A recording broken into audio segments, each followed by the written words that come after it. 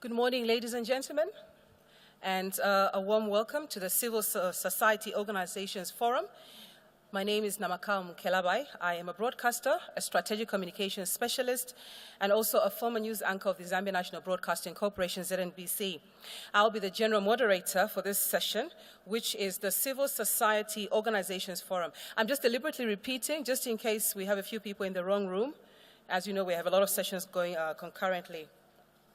Now, it is a known fact that the civil society, through various organizations, play a big role in bringing citizens together to voice their concerns, give their opinions about issues, hold their leaders accountable, and address challenges together that governments cannot tackle alone. Now, recognizing this, the African Development Bank has dedicated 2-day sessions where the bank and the civil society organizations will engage in what we anticipate to be a lively and constructive conversation, underlined conversation. So obviously we will not agree on certain issues, but that is expected. However, before we do this, we have 3 welcome and keynote statements, and also just a little pointer that we are actually transmitting beyond Lusaka. We're live, and also we're tweeting live. Our first speaker, ladies and gentlemen, has received numerous awards and honors around the world, which include the Presidential Medal of Freedom from President Obama. She is former President of Ireland, and if I may add, the first woman President of Ireland. She is also the former UN High Commissioner of Human Rights. Currently, she is the president of the Mary Robinson Foundation Climate Justice. Ladies and gentlemen, please welcome the former President of Ireland, Her Excellency Mary Robinson. Thank you. Thank you very much indeed, and good morning, everyone. I can't tell you how delighted I was as an Irish African to be invited to take part in the opening of your Civil Society Day here at the African Development Bank. And I do congratulate President Adesina and his team for the fact that there is a whole day devoted to very important themes: youth and jobs, women, gender equality, etc., and agriculture and so on. I've had a lot of experience when I was Honorary President of Oxfam for 10 years, and with the Pan-African Climate Justice Alliance and with Africa 2.0, of knowing the vibrant civil society that there is all over Africa. It's one of the great strengths, and I think it's one that we need more and more. And you were very involved in the preparations for the Sustainable Development Goals and in the climate conference itself in Paris. And the good thing I sense is that the African voices, both the government and civil society, were really heard before and during Paris in particular. That's why we got the well below 2 degrees and working for 1.5, because it is quite clear that it is this continent that is most affected by the impacts of climate change already, and of course is the least responsible. And that's very much a climate justice theme.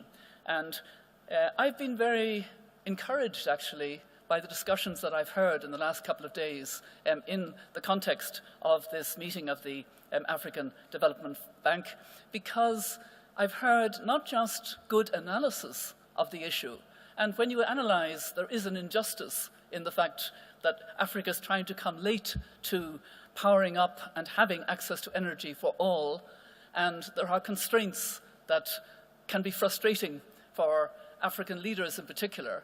And yet, I've heard a lot of discussion about solutions, which I very much welcome. I've just taken part in a breakfast with President Adesina, where we were hearing about the need for a very integrated approach in countries. And countries are not the same. It's not one size fits all. There are different issues in different countries. But we need to integrate the approach of on-grid and off-grid. And we need to promote, insofar as possible, renewable energy, because that's what countries themselves have looked for in their INDCs that they submitted before Paris. And I think even more now, post-Paris, we see the importance of supporting access to renewable energy.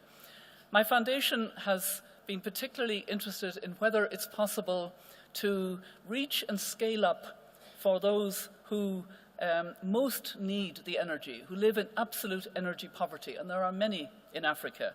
You remember in the 2030 agenda, there was the commitment to reaching the furthest behind first. Not just leaving nobody behind, but reaching the furthest behind first. I really like that phrase.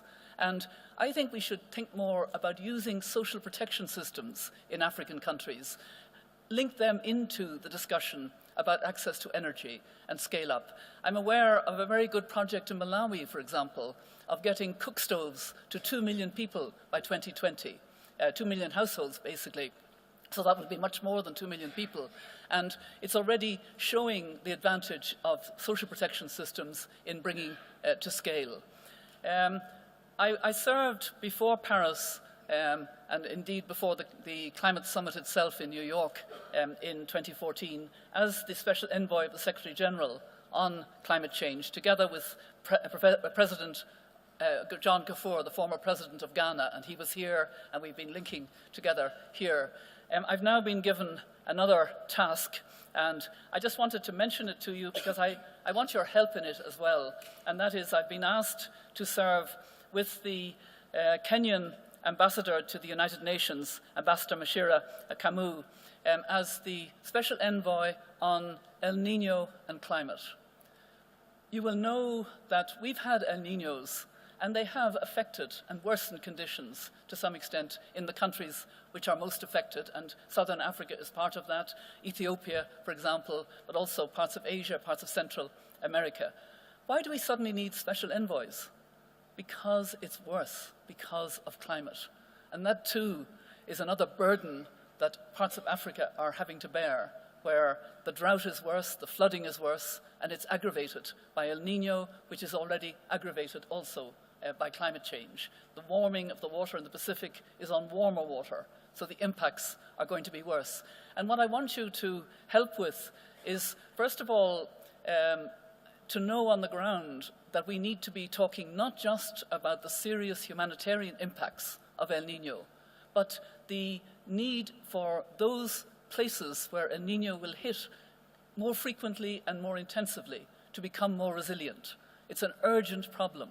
It's a problem that we have to address very seriously. And I really look to civil society in Africa. I hope I can be in touch with many of you as we go forward with my colleague, Mashira Kamau, in trying to address the intensity of it, but also the need for resilience. And so I'm delighted to have had the opportunity to greet you and affirm the importance of your role. And as the moderator so rightly said, you have to hold the bank accountable. You know, you have to hold these guys accountable for the high fives and the New Deal on energy that was launched yesterday. And accountability means implementation. It means performance. So I wish you well, and I'm very pleased to have been able to simply say that the energy of civil society is what's going to make the difference in Africa. Thank you very much. Thank you, Your Excellency. We are aware that you have a plane to catch, and therefore you won't be with us throughout the session, so you are welcome to leave when you're ready. Ladies and gentlemen, now Forbes in 2014 listed our next speaker as one of the 10 most powerful leaders in Africa. Last year, he was part of the Forum of Young Global Leaders at the World Economic Forum in Davos. He is the CEO and founder of Ubuntu Capital Group, an investment advisory firm, as well as the founder of Africa 2.0. Ladies and gentlemen, please welcome the founder of Africa 2.0 Foundation, Mamadou Touré.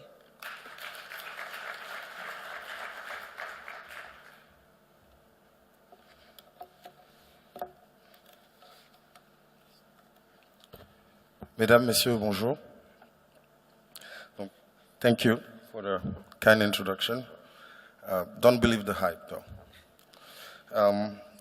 Donc, je me présente, Mamadou Touré, je suis effectivement le fondateur d'Africa 2.0.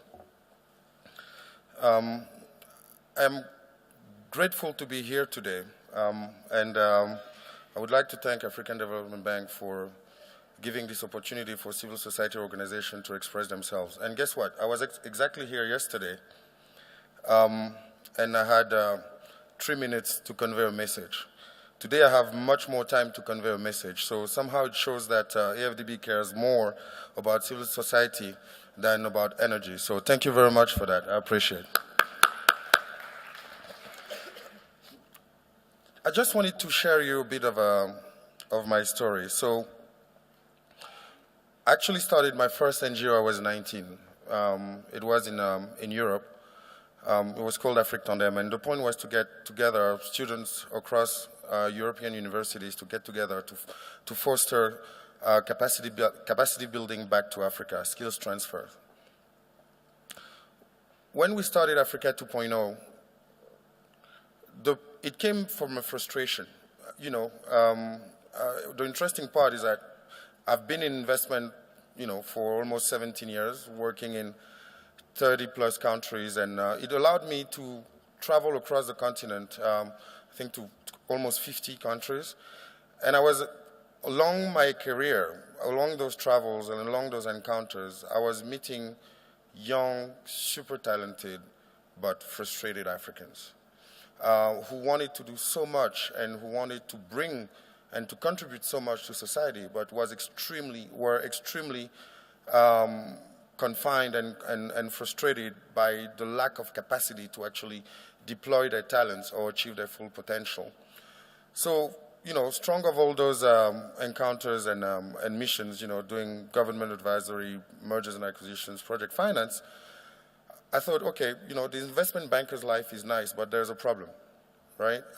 So we decided to create Africa 2.0, which basically aimed at gathering young African leaders from across the continent and the diaspora to work together as one collective, regardless of their nationality, their language, their ethnicity, etc., to build one common vision for Africa. And I also understood then the importance of strategy in conveying your message. Historically, and I learned that also from my past, with my first NGO at 19, civil society organizations have had a reactive approach versus a proactive approach to solutions, and therefore they were not so heard by leaders. And then we thought, okay, look, it's not like we don't know stuff, right? All of us were, you know, mostly private sector, civil society themselves, or government, and had something they could bring to the table. And in 2010, during the final phase of the World Cup, we got together, actually. And we said, Africa needs a constructive voice that brings solution to African problems. And we said, okay, we need a vehicle for that. That's how we started Africa 2.0. But more importantly, we needed a plan. We needed a vision. We needed an African agenda for Africa. America had an agenda for Africa. China had an agenda for Africa. What was Africa's agenda for itself? That's how we got together. 250 young leaders from 60 nationalities or 60 locations worked together and set up a vision, a book, the Africa 2.0 Manifesto, this book. In this, we combined all the best experts per task force, per sector, per industry, per location, listing all the best practices around the world and the best way that Africa could leapfrog in order to create a prosperous and inspiring Africa. Now we started being listened to. Why? Because we came with solutions. We came with strategies. And therefore, based on that knowledge and that willingness and sign that we actually not were just complaining, but were part of the solution, guess what? 6 months later, we launched this in Davos, and we launched this at the African Union Summit with all the leaders. A few months later, 43 ministers of education endorsed the Africa 2.0 Manifesto. Now, what happened 6 years later? We're now in 35 countries. We have 1,000 young leaders, very active, focusing on advocacy and impact initiative. Why both? Because once you do advocacy, it's nice. People know you can talk. But when you get stuff done that demonstrate that what you're promoting actually makes sense and that you can scale it, then you get heard. And then you get some awards. But it wasn't the purpose, right? At the end of the day, today, when you think of it, one key impact initiative was youth and jobs. and entrepreneurship. We, since the Arab Spring, we realized that, yes, a lot of young leaders and young people would go to school, get a degree that is often not so adapted to the real world, but may not get a job.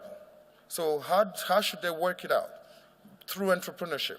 That's why we promoted entrepreneurship ecosystems. If you take twins, one born in Africa, actually if they're twins, they're both born in Africa, right? Sorry about that. But at 18, one goes to the Silicon Valley, the other stays in Africa. What happens next? Ultimately, the one in the Silicon Valley has an entrepreneurship ecosystem to grow. The one in Africa can't get a loan from a bank.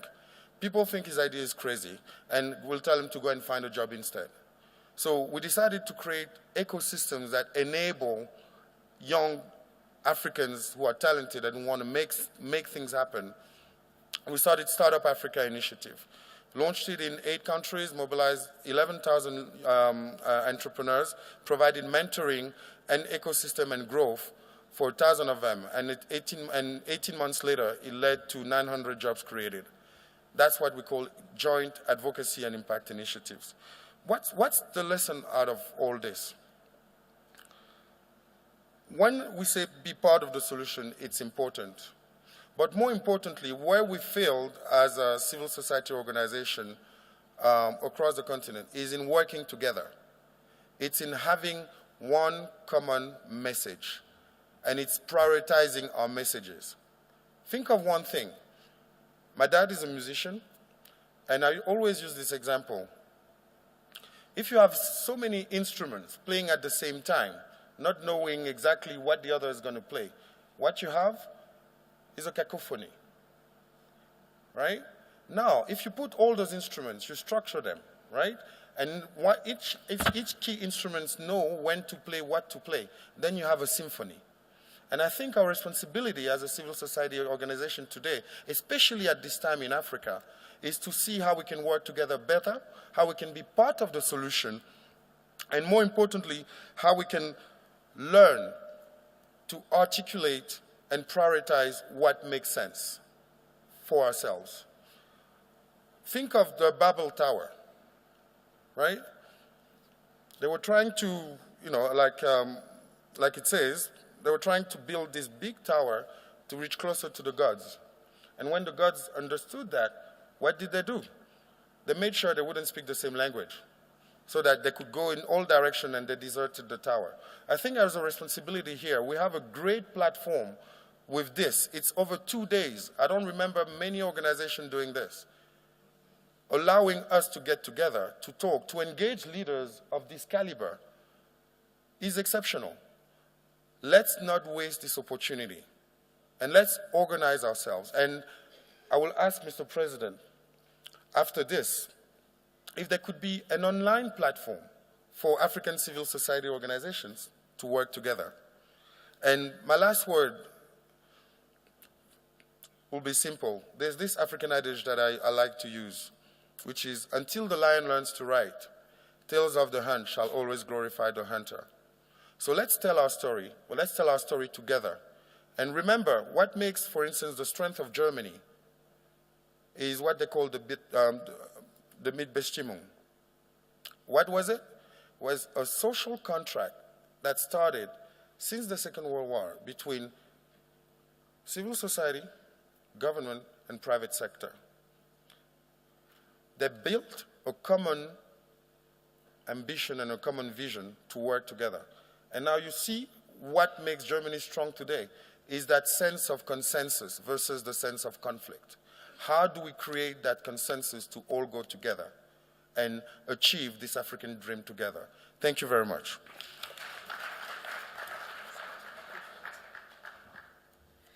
Thank you, Mamadou. He seems to have a very, very interesting story, so it would be nice to actually, interact with him later.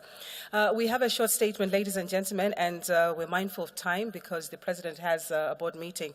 So this will be a statement from the NGOCC, and it will be read by Ngwashe Mwale.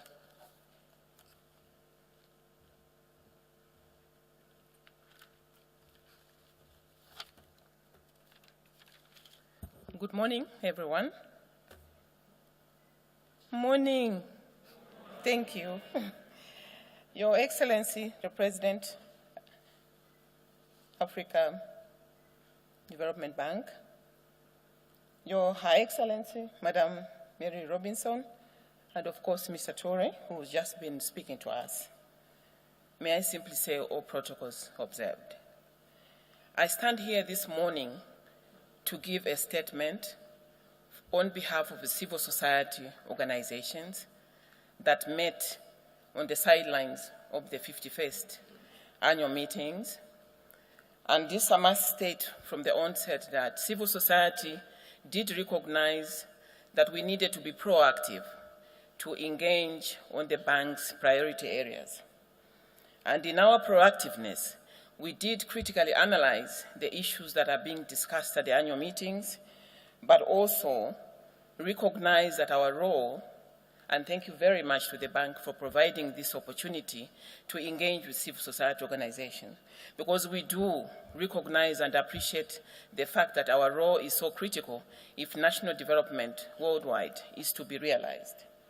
Thank you once again to the AFDB team for the opportunity to share with you the outcome of our critical analysis and reflection on the priorities. But of course, before I read the statement, Your Excellency, civil society's main statement is actually pointing to the fact that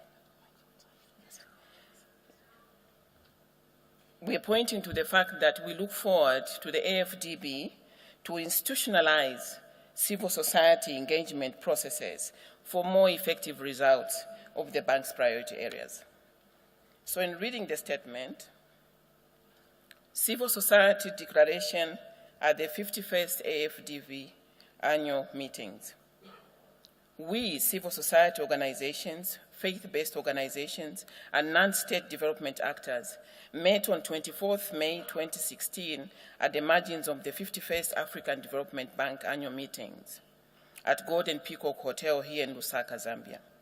The meeting deliberated at the challenges regarding the bank's engagement with civil society organizations, the performance of the bank in carrying out its mandate towards sustainable development, and developed this declaration and key issues on the main aspects that are being discussed at the 2016 annual meetings.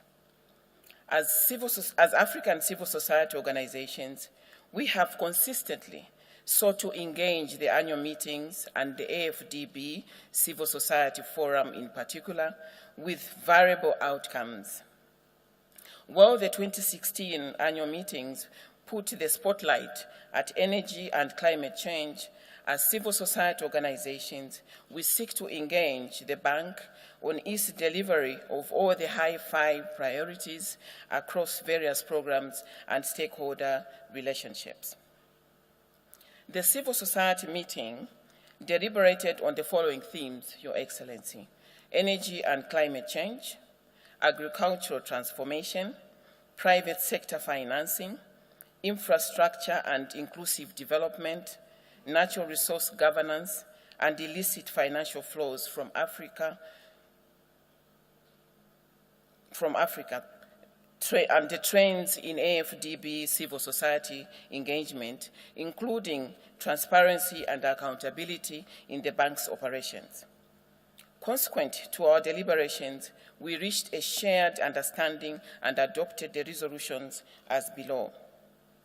On energy and climate change, we note, Your Excellency, that despite the continent's vast potential and resources for renewable energy generation, persistent power shortages have led African leaders, with support from development institutions and commercial banks, to build coal plants and hydroelectric dams that have sometimes imposed huge financial, social, and environmental costs. We also note that the investment in additional power generation mostly involves projects to support on-grid interventions, yet the majority of the energy poor in Africa live in rural areas and will not benefit from increased grid capacity or grid extension. Your Excellency, we recognize that the lack of access to an abundant energy supply restricts economic and social development, thereby limiting opportunities for improvements in human well-being. We also recognize that fossil fuel-based energy production is the single largest contributing sector to global climate change emissions. African communities and economies are already bearing the brunt of the impacts of climate change, such as droughts, floods, and unpredictable growing seasons. The current El Nino change-induced food crisis shows what it is at stake when we fail to tackle climate change emissions and fail to support affected communities to adapt and become more resilient. We encourage, appreciate, and support the efforts of the Bank's African Renewable Energy Initiative and other initiatives in addressing the energy gaps on the continent. Therefore, Your Excellency, we call upon the Bank to support more public financing for energy sector initiatives from African governments, supporting the participation of the domestic private sector in such initiatives, to ensure that its programs, that is the banks, emphasize increased access to energy for the poor and remote communities. We also note, Your Excellency, the efforts the bank is making in influencing energy policy at the national levels. However, we are concerned with policy inconsistencies within the bank on pro-poor clean energy. We therefore call on the bank to prioritize investment in pro-poor renewable clean energy and work more to share best practices and experiences with national governments in this area. We also call upon the bank to accelerate and scale up disbursements from the Green Climate Fund and other sources of adaptation finance. Around private sector financing infrastructure and inclusive development, Your Excellency, civil society recognizes that Africa still grapples with a massive infrastructure gap, particularly in sectors involving basic service delivery such as health, education, decentralized power systems, drinking water, and sanitation. Weak physical infrastructure constitutes a major constraint on the continent and is a key barrier to greater regional integration and intra-regional trade. As a principle, the bank's approach to financing infrastructure provision needs to be people-driven, including where appropriate through harnessing non-exploitative private sector resources, technical and financial, that is, as long as they demonstrably deliver inclusive, equitable, and sustainable development and do not substitute the role of the state as provider of public services. We call on the bank, Your Excellency, to ensure public funds should only be used to leverage non-exploitative private sector funds that have clear social returns and equitable risk sharing. Secondly, to call upon the bank to invest in strengthening the state capacity to deliver public services based on strong evidence that privatized services lock out the poor, and also to ensure that the bank's safeguards are applied to projects and operations and that the rights of the affected communities to free, prior, and informed consent are respected and upheld. We also call upon the bank to harness the private sector's role in development based on maximizing domestic benefits rather than global profits, fulfilling their potential to create local jobs, raising domestic tax revenues, and contributing to the growth of domestic private sectors. Thirdly, on natural resource governance and illicit financial flows from Africa, Your Excellency, although Africa holds around a third of the world's mineral reserves, this has not been translated into substantial state revenues and economic rent, in large part due to the existence of unfair taxation laws and mining agreements. The African Union's Thabo Mbeki report, Your Excellency, states that Africa loses $50 billion a year and has lost $1 trillion over the last 50 years, yet very little action has been taken to reduce the financial losses and stop the outflows. We call upon the bank, therefore, to step up support to the member states in their efforts to stop illicit financial flows. We are also equally concerned as civil society with the lack of public awareness about what the AFDB is doing in the area of natural resources, the inadequate engagement of civil society by the AFDB organs working on natural resource management. We are also concerned on the lack of coordination with other Pan-African initiatives like the High-Level Panel on Illicit Financial Flows. And lastly, we are also concerned at the lack of transparency and accountability of third-party actors involved in financing extractive sector industry projects. Your Excellency, we have also noted as civil society that the bank does not seem to recognize and support the communities that are affected by large-scale investments, such as those involving the extractive industry and others that fall short of global environmental, social, and economic standards. We call on the bank, therefore, to promote corporate social investments as part of their financial support for private sector investment. The bank to also support disclosure policies in relation to member states' natural resource governance. The bank to also support capacity building initiatives to strengthen key spending and oversight institutions' contract negotiations. The bank to also support countries to implement the recommendations of the High-Level Panel on Illicit Financial Flows, as well as popular movements like the Stop the Bleeding campaign. Lastly, Your Excellency, I see that it's just a quick one on agricultural transformation, because I think we feel that this is a key area.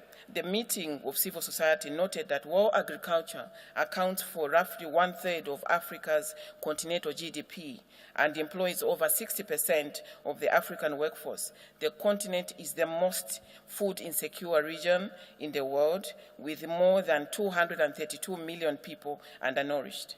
Africa has the potential to generate $1 million a year in food production, but is instead spending $53 billion on importing food. It is of concern, Your Excellency, that local markets are dominated by foreign produce in countries which have the potential to be breadbaskets of Africa. We therefore call upon the bank to support member states to create pro-poor FDI policies in the agriculture sector, to encourage member states to prioritize FDI that practices or prioritizes technology and knowledge transfer. Also, the bank to promote agro-processing and packaging that reduces losses and fosters value addition and income generation for smallholder farmers, especially women and the youth. Your Excellency, of course,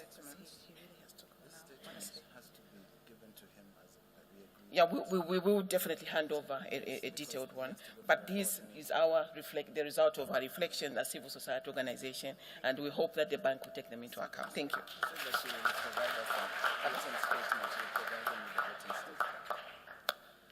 We will have a written statement that will be provided to everyone. Unfortunately, the President has to go to another meeting, and we really want him to officially open this forum for us. And so, ladies and gentlemen, finally, our last speaker has received numerous recognitions, awards, and appointments that really, if I have to list everything down right now, we will just be here until 12 noon. However, to summarize, he's a man of action with proven track record of delivery. He has a passion for development and even a stronger passion for Africa, having lived in 15 African countries, including 10 Francophone nations. Truly, he is a Pan-African president. Ladies and gentlemen, to give us the opening forum speech, please welcome the President of the African Development Bank, Dr. Adesina.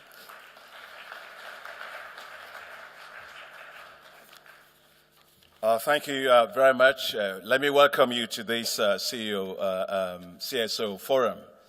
The reason why I wanted to speak quickly was because my second Board of Governors meeting starts in 10 minutes. And obviously, you know that's my shareholder, those are my bosses.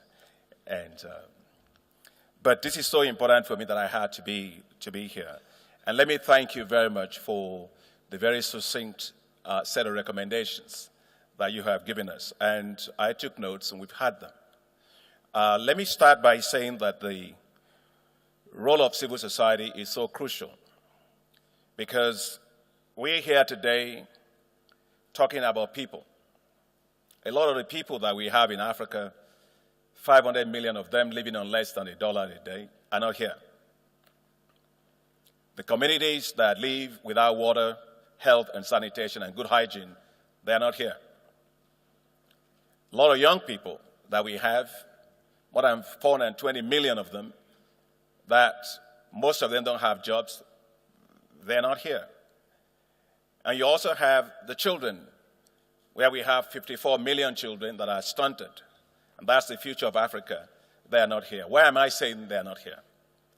It is our duty and our responsibility to hear their voices and also to see their faces in every single thing that we do. That's why the African Development Bank believes that this particular forum that we are organizing with you, because you bring those voices to us also. And you bring those faces that we don't see also to us right here. And I very much value and I appreciate every single one of you for doing that. For me, as president of the African Development Bank, this is not a job. No, it's not. I didn't take this because I wanted a job. This is a mission. It's a mission for those voices that you don't hear. It's a mission for those faces that you don't see. We are African Development Bank, and therefore Africa has to develop fast for those people. That's the point. And all of us have a role to play in that. What are the things that I always appreciate about civil society? It's holding people to account. It's making sure that there is transparency. It's making sure that there is accountability. It's making sure that there is good governance. It's making sure that the growth process that we have is an inclusive growth process. And in making sure that there is going to be a lot of empowerment. For we must empower African people. We must empower our communities. We must have a growth process that's inclusive. We must have a prosperity on this continent that carries the millions of our youth with them. We can't leave anybody behind. That's why at the African Development Bank, I want to thank all of you for organizing this particular event. I know that you did your report before also you had a chance to listen to me. So I'm going to ask that you also revise your report after you've listened also to me. Let me say that we are committed at the African Development Bank to strengthening civil society engagement. And to do that, at the bank, we are going to support a lot more in building capacity, and building capacity in particular for Africa-based civil society.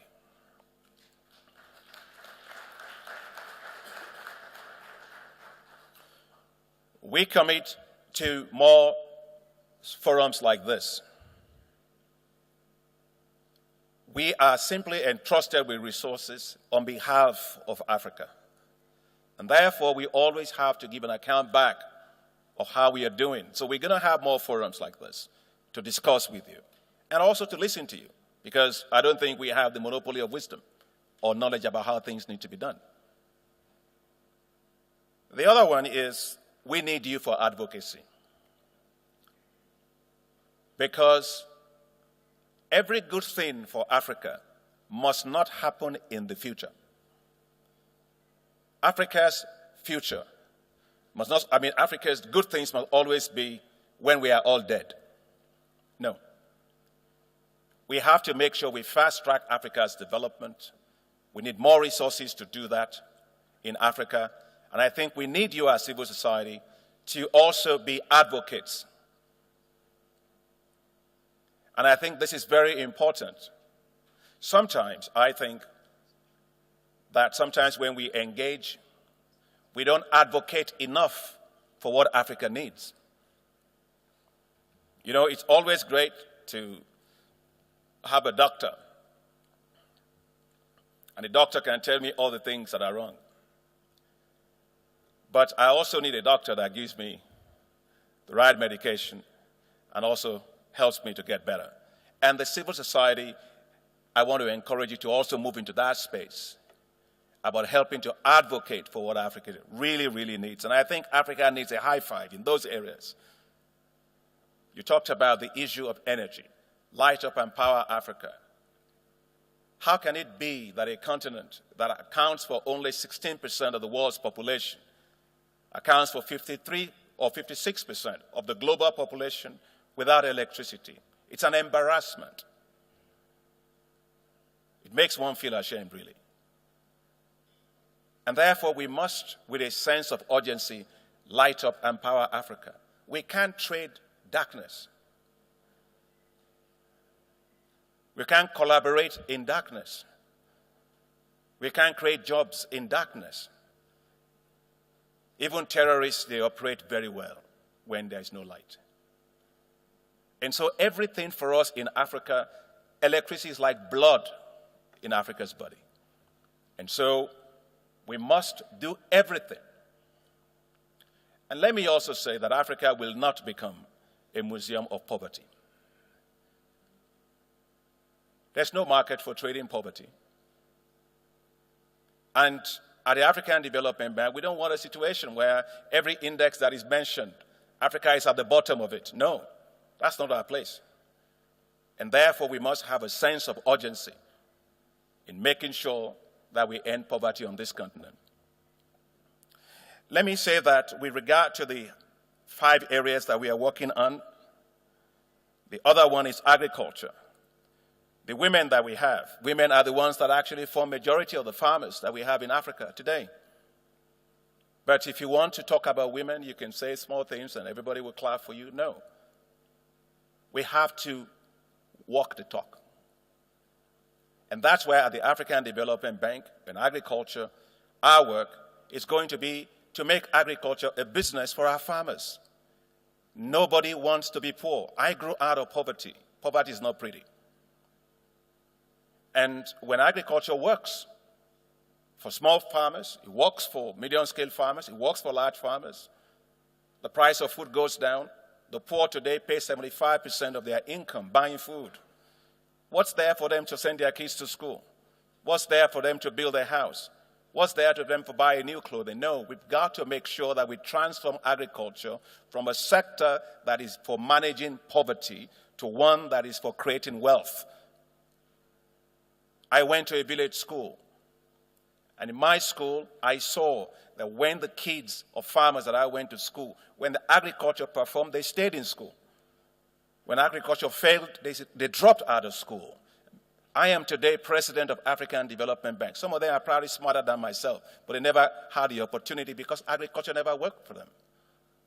So let's not be afraid of wealth. Let's rather be scared of poverty. I think on this we are committed to AFAWA, Affirmative Finance Action for Women in Africa. And this fund is supposed to leverage $3 billion for women businesses, women entrepreneurs in Africa. As I've said before, when you get women right, you get everything right on this continent. Everybody benefits. That's our commitment. And we launched it at this annual meeting. When we talk about the issue of youth, the African Development Bank has launched at this annual meeting the Jobs for Africa's Youth initiative.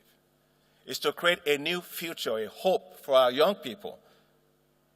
And that strategy is to actually create 25 million jobs within 10 years. We are impatient for change. Impatient for change. Because the young people today are not waiting for a future that is 10, 15 years from now. Let me say on climate change that climate change is very, very important and is an issue that we take very seriously. And that's why at the African Development Bank, we are going to triple our climate finance to $5 billion a year by 2020. And we are all also for green growth. Africa has sun, it has wind, it has hydro, it has geothermal. We are going to unlock all of that potential that Africa has to be able to have green growth as well. Let me close by making 2 remarks about natural resources because you mentioned it in your remarks. The discovered amount of natural resource assets that Africa has today is $82 trillion. How can you have $82 trillion and be poor? We have to be more transparent in how our natural resources are used. We have to be more accountable to our populations in terms of how they are used. And we have to make sure that the companies that do many of these things in Africa don't get away with tax loopholes and profit shifting that make sure they don't pay resources here. That's why the African Development Bank, we have the Africa Natural Resources Center and the Africa Legal Support Facility to give support to African countries to negotiate royalties, taxes, to get the most from what Africa has instead of others benefiting from what Africa has. Lastly, on illicit capital flows, the money that belongs to the people whose faces we don't see here should not be found in people's pockets. We at the African Development Bank are pushing very hard. Illicit capital flow on this continent has to end. It's $60 billion a year.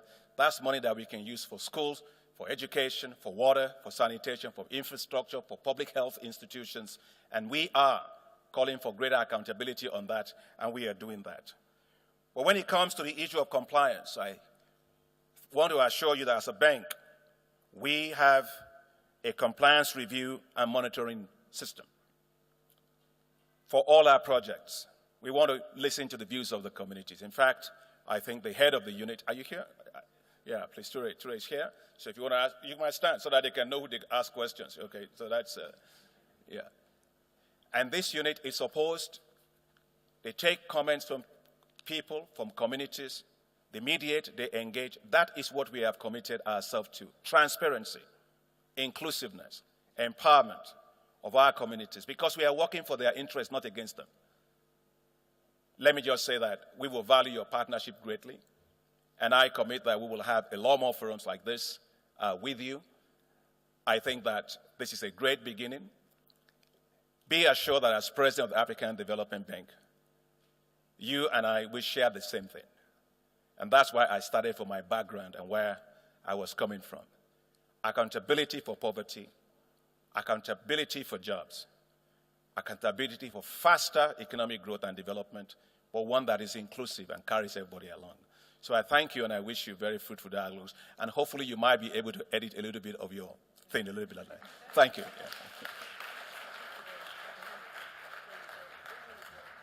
Dr. Adesina, thank you very much for your candid remarks, for your openness and willingness to engage the civil society and knowing that they are key in reaching the community. Ladies and gentlemen, basically this sets the tone for what is expected from us today and tomorrow, which is a conversation, engagement with the civil society. As we had alluded to, he will be going to another meeting. Mamadou is still with us for a little bit.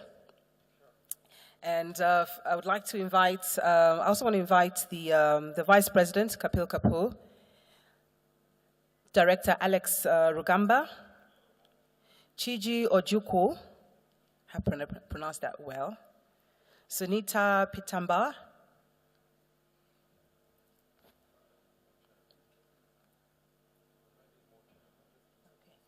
all right, and Kevin Uramba. They'll get another chair for us. I just want them to say just a few remarks, just to set the tone for this meeting that we're going to be having in the next 2 days.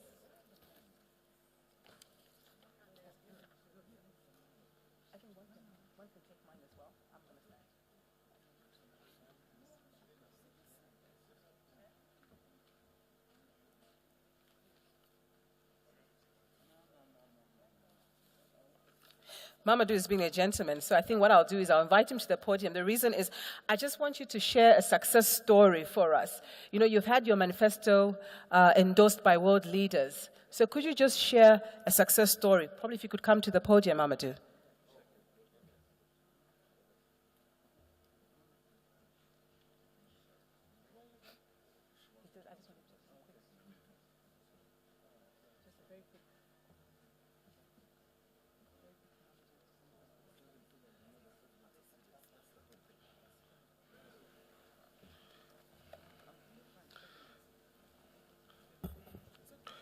Can you repeat the question? Very quickly, success stories of, the manifesto, because it's been endorsed by world leaders. So can you just give us practical examples of where it's happening? Okay. Yes, so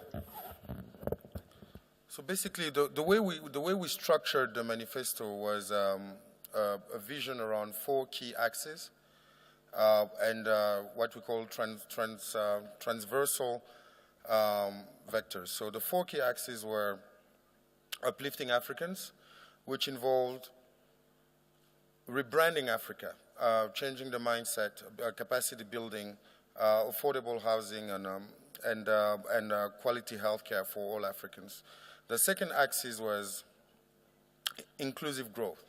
And by inclusive growth, we meant setting up cluster strategies so that Africans can have their own industries, also involved regional integration, create corporate champions.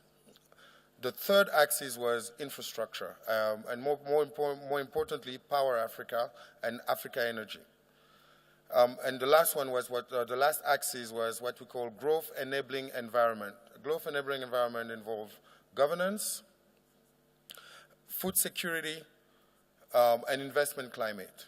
So those 4 axes, which is uplifting Africans, inclusive growth, upgrade infrastructure, and enabling environment, was the basis of the vision that we wanted to engage. We're quite happy that many of those themes have been taken again in Vision Agenda 2063 by the African Union. But the 4 key drivers of growth that we believed would actually make that vision happen were youth, women, diaspora, and technology. As we engage, a year after we launched the manifesto, we were invited by the G20 to make key recommendations. So 1 key victory, actually 2, were a diaspora bond scheme was endorsed by the G20, and also regional commodity exchanges, which we recommended in our vision and manifesto, were also endorsed and worked thereafter with the African Union. Now, a few years after, you have now 4 or 5 regional commodity exchanges, agricultural regional commodity exchanges, that are being developed or developed on the continent. So this advocacy paid off. Another one was, engaging last year with the G20, and Alex Rugamba was there with, representing African Development Bank, while Africa 2.0 was representing African civil society, where we made key recommendations on off-grid energy, renewable energy, and clean energy. And as part of that advocacy was how do we electrify Africa by also mobilizing international capital. And I think something like $40+ billion were committed by international community to clean energy in Africa.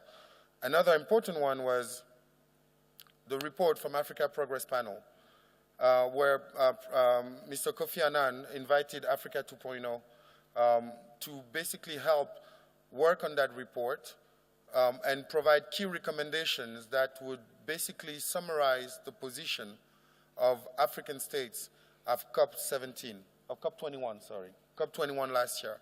And guess what? We spent, and I think Mr. Urama was also part of that collective and was one of the actually leading brains in the key recommendations. But it was very interesting to see so many people, experts in their field from different spaces, government, civil society, private sector, in one room to agree on what would be Africa's position at such an important event. Key result? It's probably the most impactful, after this report, position that Africa has ever had at a COP, right? And a lot of resolutions were endorsed. But I think our major victory that I want to celebrate today is the way we engaged with African Development Bank, and actually straight after President Adesina became president. We went to see him And we started engaging with him and said, you need to do something for the youth in Africa, because it's with women diaspora and technology is the most important thing that can actually transform. And he received us, listened to us, and I think our biggest victory to date is this. Not less than 6 months after we engage about how can the youth be part of the transformation as they represent 60% of the population, this document came out, and a whole strategy, Jobs for Youth, aiming to have 25 million jobs created for the youth and 50 million indirect jobs. This is, for me, our For Africa 2.0 to date, representing the next generation, our greatest victory to date. And that's why I think collaboration and coordination works. So we're here again for the next 2 days to work with you for our joint next victory as civil society organization. Thank you.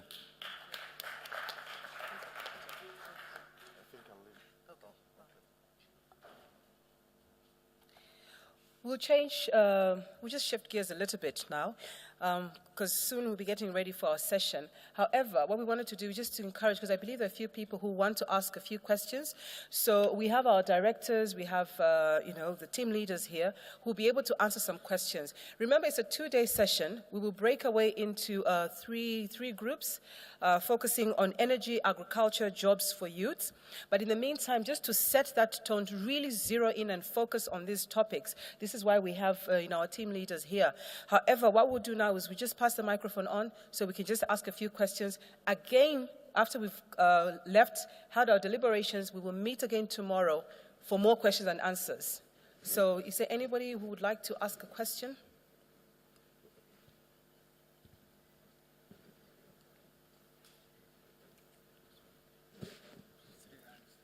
We've got 3 hands in the audience. I think Mrs. Ngwashe has one question. Thank you very much. Just picking up on what the President mentioned on the aspect of combating illicit capital flows. I think he did allude to the fact that the AFDB has in place what we are calling the compliance review monitoring system. But I think maybe on the part of civil society, in terms of appreciating the practicals of what really AFDB will be doing to make sure that this important area is actually addressed.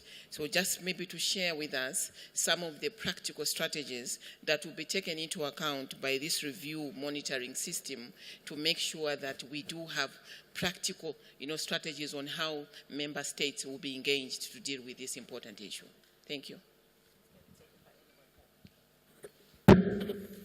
Yeah, thanks very much for that question. I mean, we could have a 2-day session responding to that particular question, but what I would urge you to do is attend the session on illicit financial flows this afternoon, which starts, I think, at about 2 o'clock.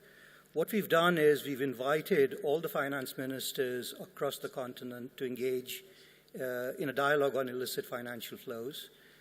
Plus, we've also invited participants from other parts of the world who've experienced success in this area. What has been agreed for this afternoon session is that countries are going to be presenting national plans on how they intend to address this issue, both from a government policy standpoint, but also from an investment climate point of view, to make sure that there are no, tax loopholes, rules, regulations, etc., which allow large corporations to use creative accounting to externalize flows.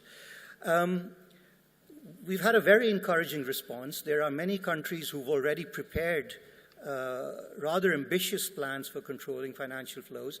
The African Development Bank has agreed to host a website which will put all these plans online so that everyone can take a look at these. As the President mentioned, a critically important role for civil society is for you to hold governments, organizations like ours accountable, to monitor the progress that's being made. And at least what my sort of suggestion to our teams who are preparing this is to try and make this an interactive website.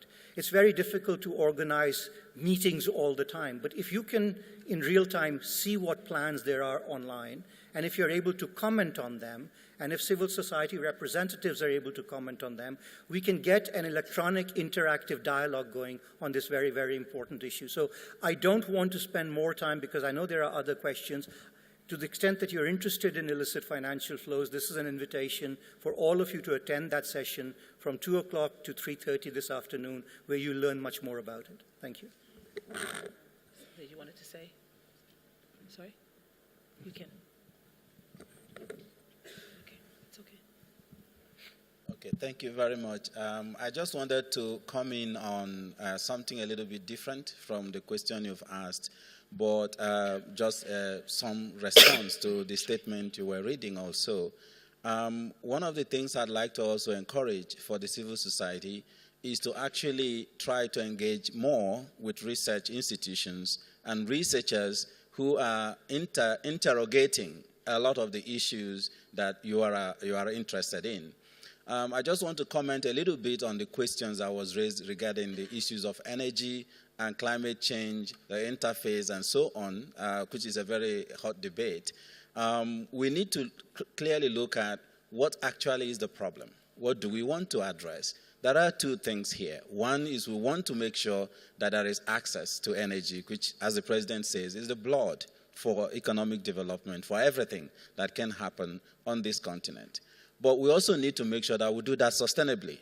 So in doing that sustainably, we really need to look at where is CO2 emissions coming from.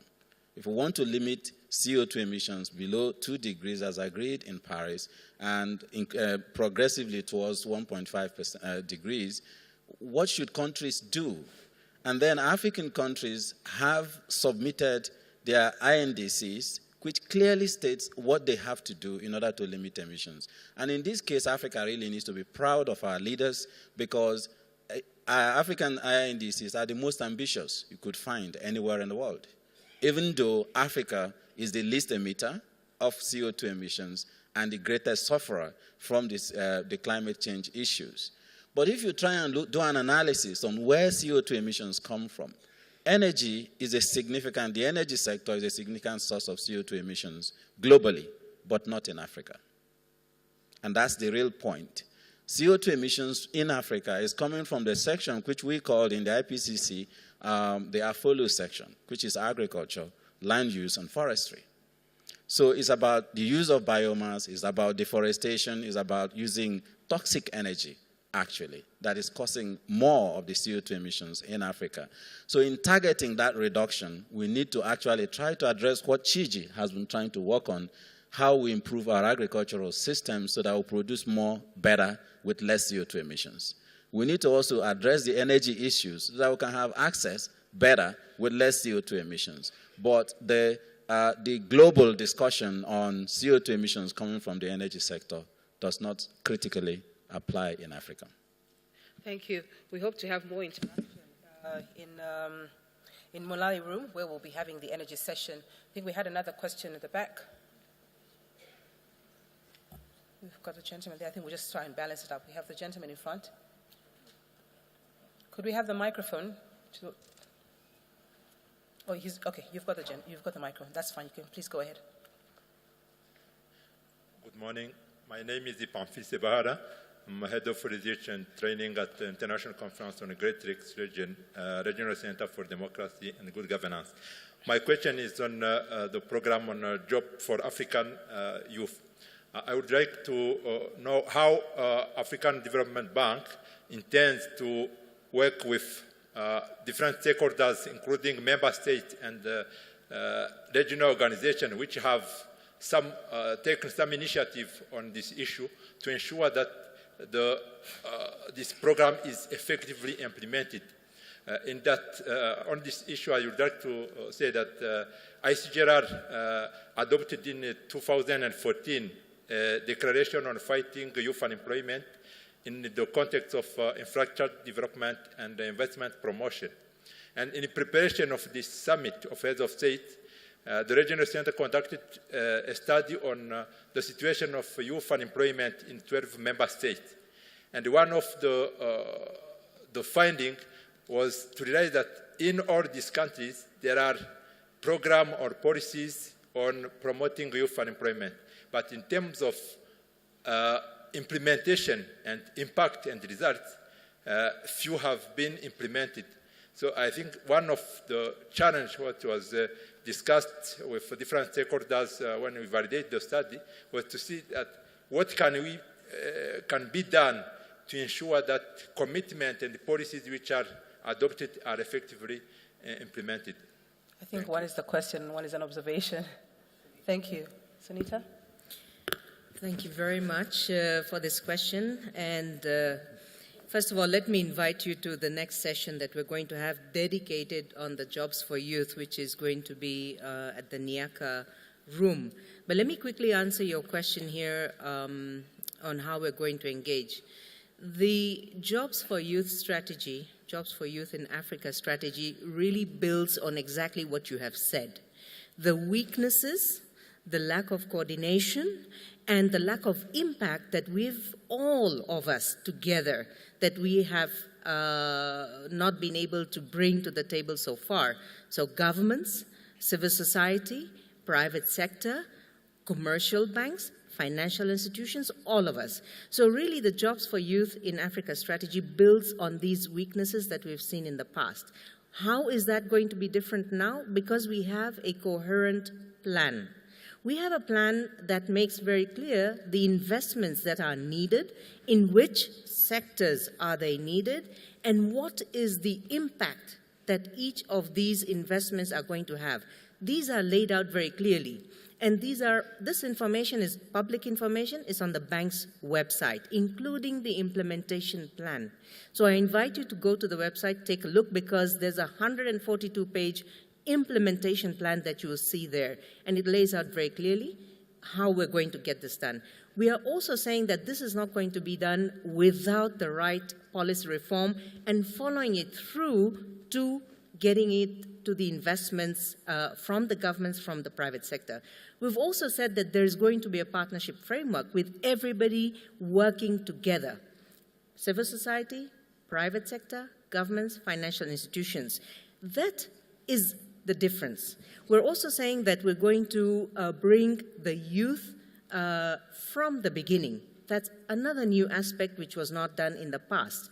You all know, and I've heard this before, that all the initiatives that have been done for Jobs for Youth in the past have been supply-driven. This is not the case. This one is demand-driven. We are engaging with the youth. We engaged with the youth during the design of the strategy. We had youth engagement frameworks. We have all the evidence on what the youth have said. It's on our bank website. And this strategy is built on exactly what the youth have said that they want to see happening on this continent. So very briefly, this is what we're going to do, and that's why it's different. And I invite you to come to the next session so I can explain a little bit more in details how it's going to work out and how we're going to get the 25 million jobs in 10 years, because we're sure that this is going to happen, and it's not going to be another initiative for the shelf. Thank if you. I may add, I think any of you can respond. You've highlighted quite a lot of things there. Will they be generic, or will they be the implementation? Will it be country-specific, considering that as much as we are one people, we have specific challenges individually as a country? Yes, it's going to be very country-specific. So what we're proposing here are the investment modalities, the partnership frameworks, but these are indicative. Now, going to implementation, we're going to engage with the countries, with the private sector, with the youth to now design country-specific programs. We've already started doing that. During the design, we had 16 country assessment studies working together with governments, with civil society, and the ILO to get a very quick snapshot of what it is that we need to do, in addition to the youth engagement frameworks. Now, going to implementation, we'll have very specific country programs and very specific engagements on where we need to be. So it's not a one recipe fits all. Thank you very much. I just want to make a little contribution. As part of the Job for Youth program, we also have a specific program we call Enable Youth. I think most of you have listened to this discussion when Dr. Sangiga of IIT sat on the panel here 2 days ago, and also when I made a presentation on the roads to agricultural transformation in Africa. One of the flagships in agriculture is the Enable Youth. This one is very specific. It's part of the overall job creation, but it's targeting young unemployed graduates between ages of 20 to 35 who have come out of universities of higher education but don't have jobs. So here, specifically, we target within the next 5 years to create 10,000 jobs for these categories in each country. And so far, between Dakar event in October last year and now, 29 countries have actually signified interest to participate in this program. The idea is to get these youths, spend about 12 months changing their orientation from whatever they study in the universities, and now reorient them to agriculture as a business, as you will have had. It's no more aid, it's no more grant, it's business. So these young people will become managers of agricultural businesses, and we'll train them in incubation centers for about 12 months. After that, we will arrange a financial empowerment where each of them will get about $50,000 to be able to set up their own businesses. And then we will set up a system that will mentor them to make sure that it's a success and to make sure that they have possibility to pay back and make profit.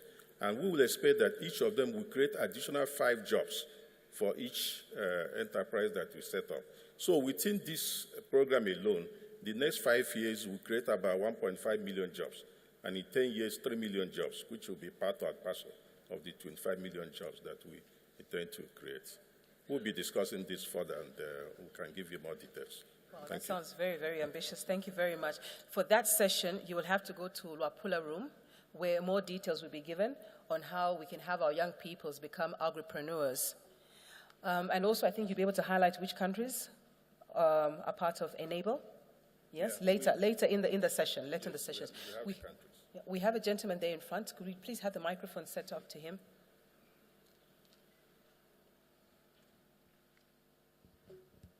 Merci.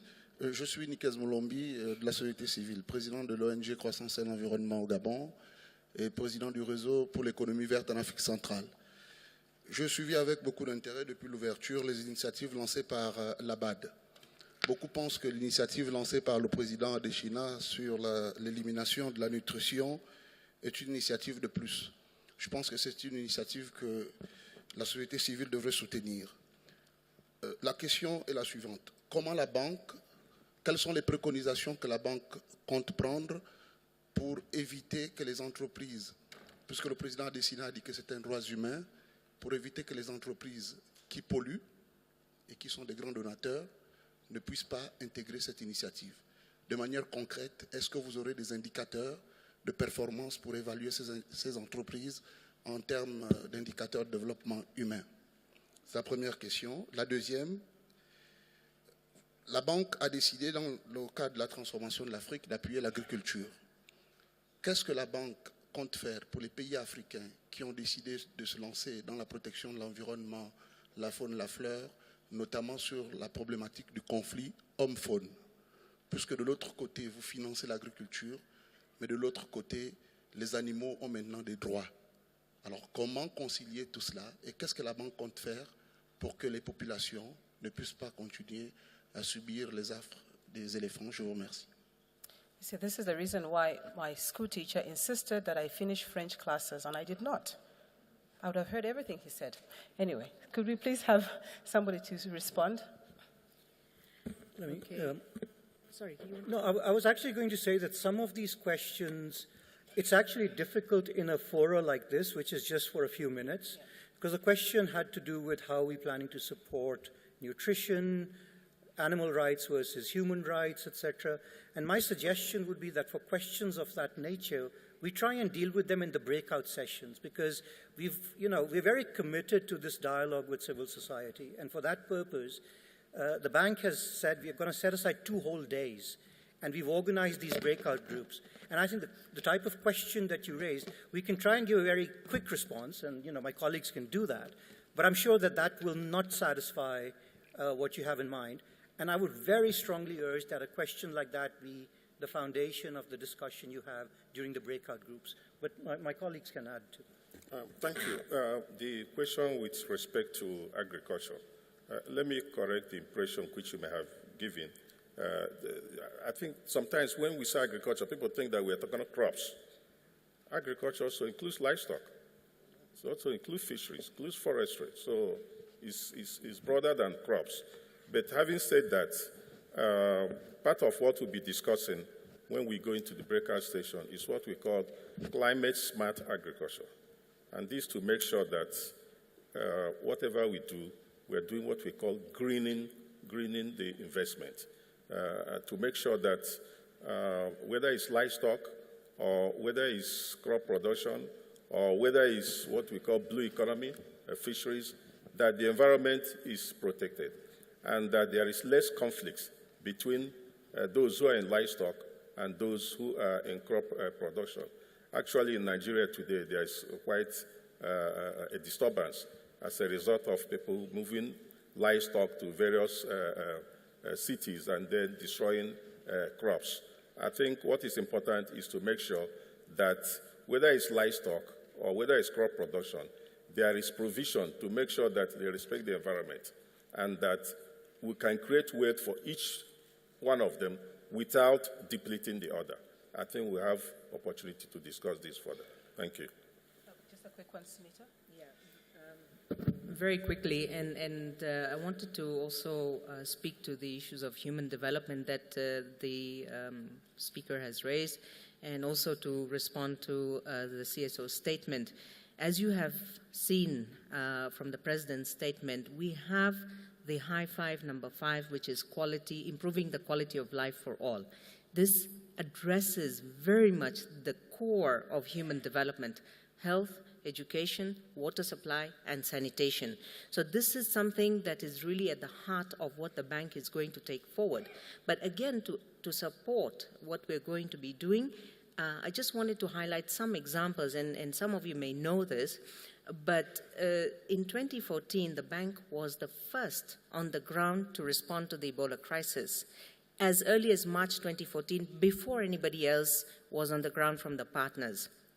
And we invested between March and November 2014, $250 million just to mitigate the Ebola impact. And that included mobilizing 115 medical doctors when there was only 1 medical doctor in Liberia by that time. We mobilized 8,000 medical technicians and health assistants from outside the region because there weren't those professionals. Now we're investing in building those skills so that that kind of a situation does not arise. We're investing more and more in healthcare systems, building the resilience of these countries to monitor this kind of a health situation. Education.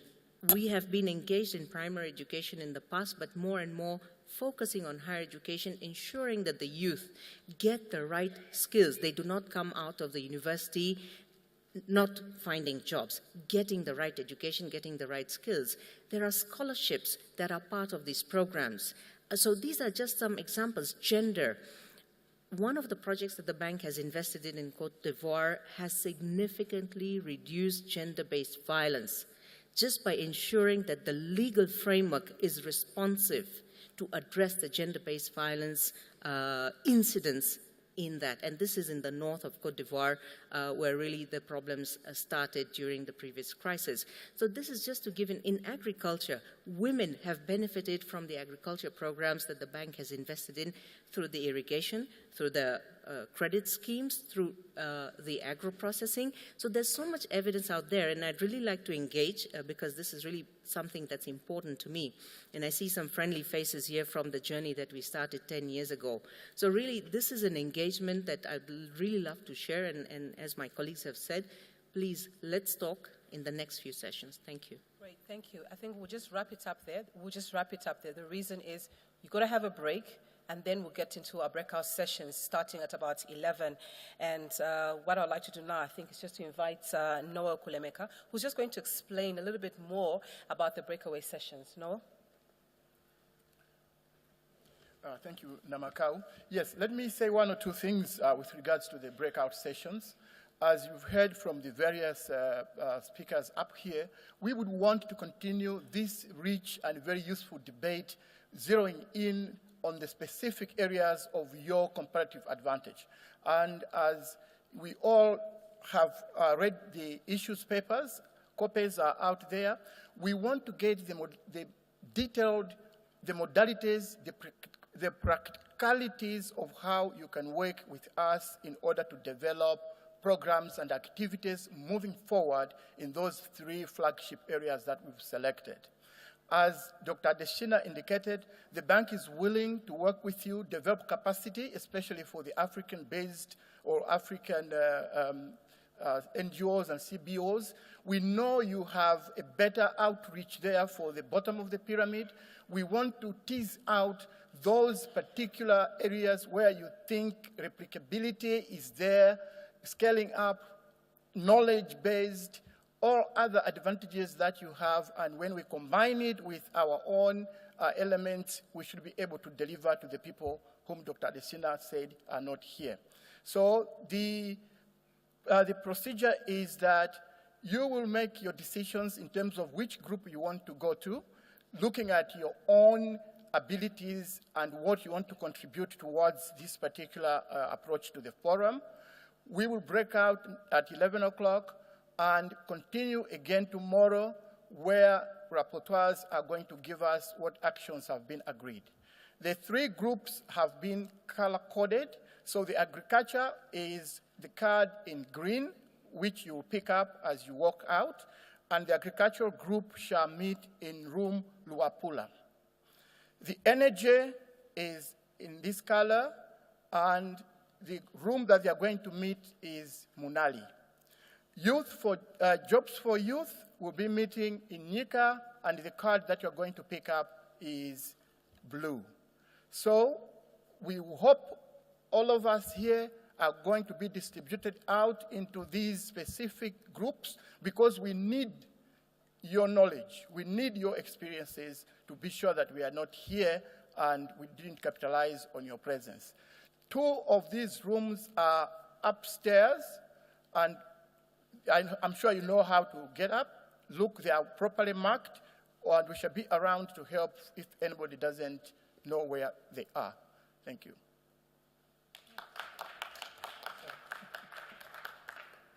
All right, ladies and gentlemen, I think before we end, I think I'd just like to give a round of applause, if we can, to the bank, actually for their commitments and for actually walking the talk to engage with the civil society. So we do hope that you will have a very lively debate, a very lively conversation, take them on those issues, but offer solutions as well. Have a pleasant day. We'll see you tomorrow.